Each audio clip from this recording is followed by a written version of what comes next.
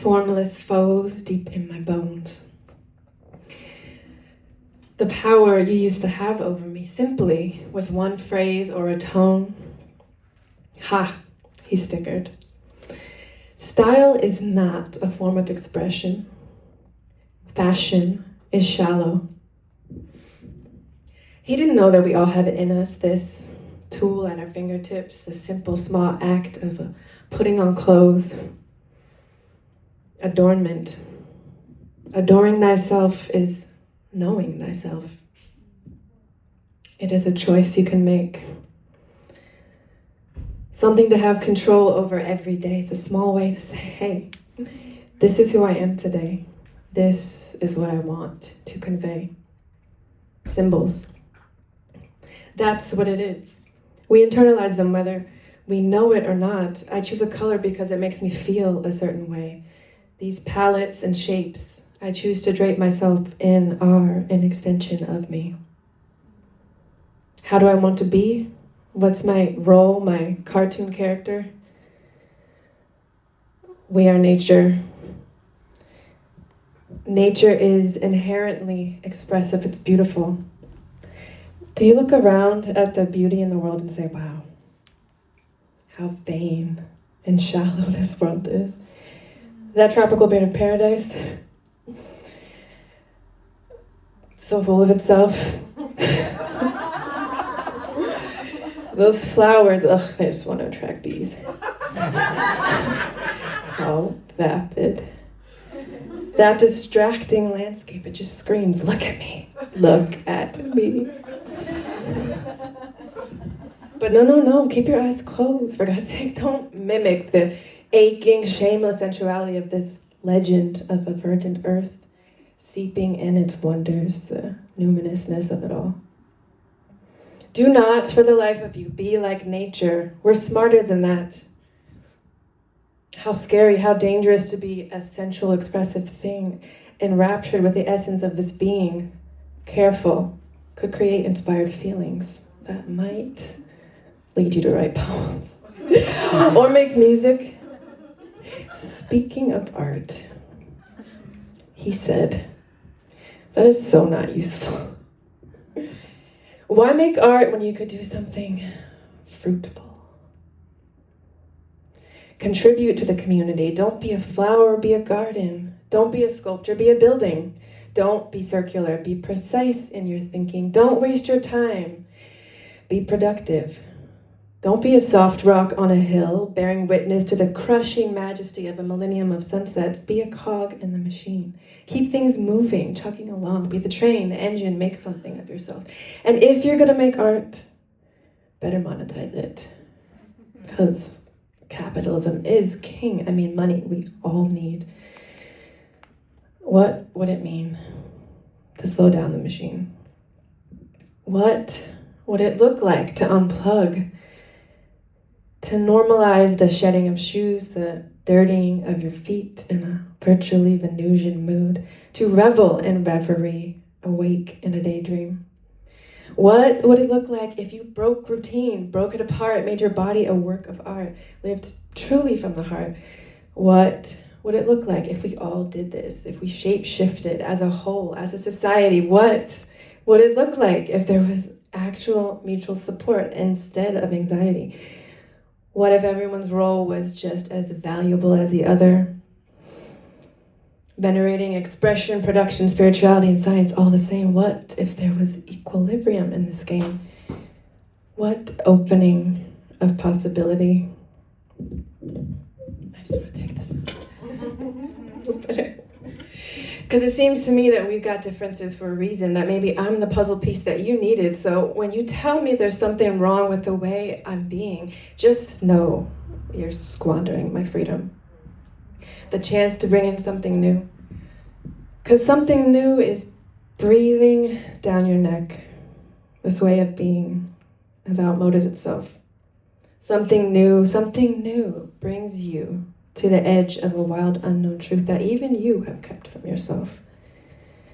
Might challenge your views to where you don't know what to do. You're not sure who you are anymore. Does that scare you? Self-expansion at the cost of what? rejection? What if we are both expanding and contracting in equal measure, cloudy, rainy, sun shining, it's all the same. I mean, the weather's always fine because there's rainbows on the inside. It could be nebulous, yeah, but our vision is fine, clear as day. Not sure where we're going, but I think I know the way. But so those naysayers, they had me in a lock. Throat, chest, belly, everything in knots. A fortress in my womb. Protective layers kept me in a cocoon. The cost of sacrificing your essence is oftentimes chronic illness. The kind where they call you crazy, tell you over and over, there's nothing wrong with you, baby. We can't help you. It's all in your head. Psychosomatic, mysterious, chronic ailments as existential dread. Meanwhile, stuck in bed. I'll see you again in 25 years. Do you know that type of sickness? That kind that starts forming when you're a sensitive orchid kid, sprouting up in a landfill, subjected to the perils of a standard American diet, being led by poorly informed, emotionally inept, working class, but well-meaning parents, teachers. It adds up, you know. The body learns to stay at a constant state of stress, which makes you more susceptible to illness. One explainable affliction leading to the next, a cascade, a domino effect. The truth is, I'm an alchemist and transmutation is my gift, but this wound is hard. This wound is old.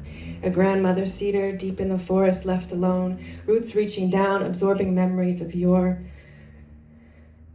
sucking nutrients, strengthening the core. What will I do now that I've disturbed the soil, dug up the roots? Fire is destructive, but it brings new life, carving new paths forward, spinning these infinite webs. But, I was wrong about what I thought healing would look like. I thought it would be different. I thought healing would be drug-free and asleep by 9 p.m.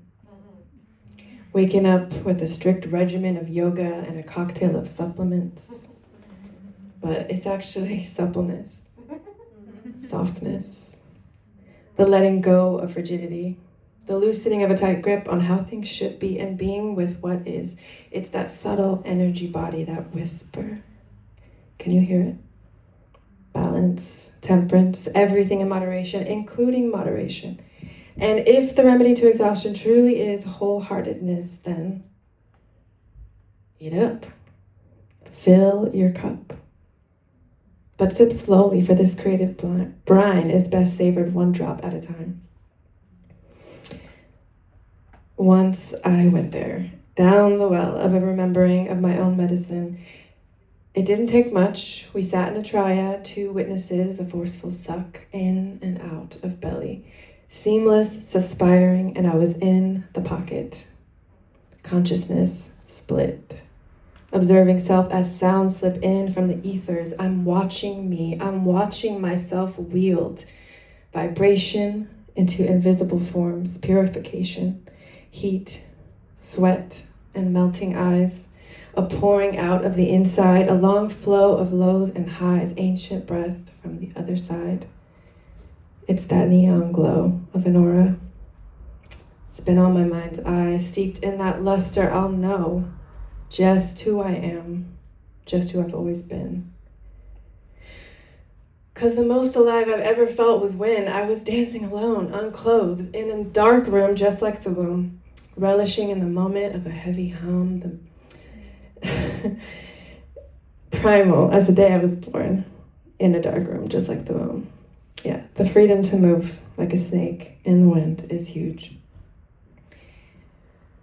Tulips and tulips / reveries at my fingertips, fever ray in my eardrums.